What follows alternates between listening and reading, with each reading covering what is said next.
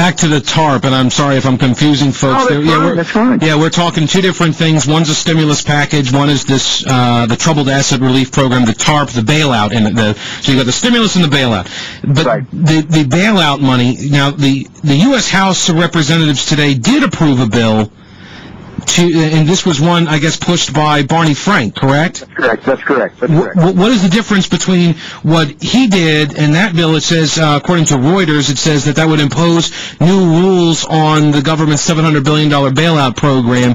However, the Senate looks unlikely to follow suit. What was Barney Frank's measure that he passed? How did it differ from what you were asking for? Well, what Barney Frank's bill is it expands the TARP. It allows much more people, actually troubled businesses, to use this TARP money. And what my bill basically said, Pete, was, look, let's just stop.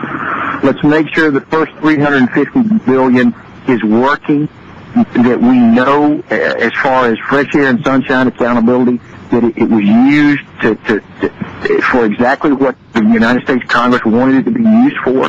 But no, it didn't pass. What happened was Barney Frank's bill passed that says we don't really care what happened to the first 350. We're going to go ahead and spend this next 350, and we're going to, I guess, let the chips fall where they may. I found it interesting. He has there's a quote in here where they paraphrase him, saying Congressman Frank said Congress should not use the Bush administration's mistakes as a reason for depriving the Obama administration of a chance to improve the program. So it sounds like, he's going to let the Obama administration take it, play with it, see what they can get done with it, and afterwards beg forgiveness rather than ask the permission on the front side. That's a tremendous point. Trial and error is not the method we need to be using. We need to make sure that we have committee meetings to talk about this stuff, to flesh it out, and let the numbers speak for themselves. How do you block this funding? You're in the minority party. I also see here that apparently the funding can only get blocked if both chambers sign on to blocking it. So in essence, the money's already allocated. Yeah, unfortunately, the Senate said that the Congress could spend the money, so that is going to happen. And the last chance today was in the House, and unfortunately, the bill passed. So it looks like another $350 billion is going to be hitting the street very soon. Okay, what else is, and I'm kind of maybe blind, I don't want to blindside you, but asking you, what else is coming up on the horizon here in the next couple days? I'm seeing a lot of stories coming out of, Obama wants to hit the ground running, and I'm assuming he's going to need you guys to do some running with him. So what are you being prepared for? What are you bracing for? I guess the big one is the stimulus package. Is there any other issues coming up? That's probably the biggest and the most imminent right now, Pete, the stimulus package. And we're taking President Obama at his word. He asked the Republicans, he said, give me some options. Tell me what you want in the stimulus package.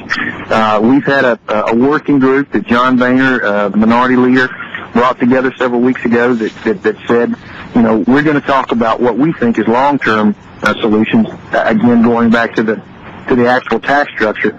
They're going to present those to President Obama. I think tomorrow. It might be Friday. I'm not sure.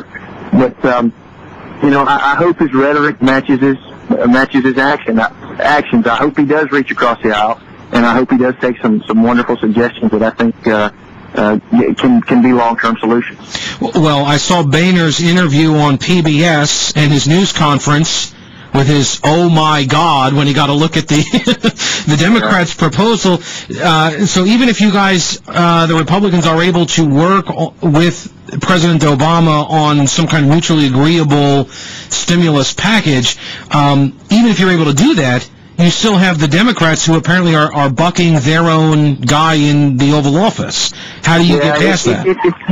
And again, you made a very astute observation. It's going to be interesting to see, very interesting to see whether Nancy Pelosi and Harry Reid actually work with the Republicans in both houses and reach across the aisle like President Obama says. Because so far, I know in the last Congress, the 110th Congress, we got steamrolled in the House on everything. There was no bipartisan effort whatsoever. In fact, the Speaker of the House so many times circumvented the committee process, and rather than sending a bill through the committee, Pete, she brought it directly to the floor and told us, you either vote for it or vote against it, no other options.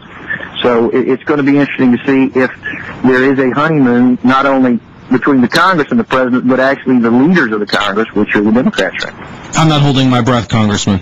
Agreed.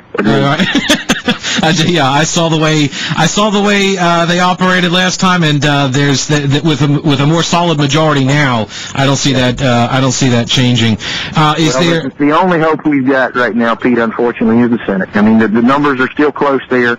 Unfortunately, in the House, they could steamroll us anytime. So, to really work on some of these provisions, we're going to have to rely on our senators. And being a House member, that's a scary thought. Yeah, I'd imagine. So, have you been in contact with the two U.S. senators from South Carolina on this? Absolutely. I talked to Lindsey today about it, Lindsey Graham, my senator, and I tried to stop by and see Richard because Richard Burr, your guy. Yep. He is right next door to Lindsey, but he was tied up in a meeting, so I know they're with us on this stuff. I just want to make sure they know they've got some friends over in the House. Gotcha. Congressman Gresham Barrett from the 3rd District of South Carolina. Thanks for your time tonight, Congressman. I appreciate it. Go catch the rest of your Clemson Tigers game that I robbed you from. I appreciate your time, sir. Glad to do it, Pete. Anytime. Look forward to talking to you again. Absolutely. Have a good one. Kaliner on News Talk 1110 WBT.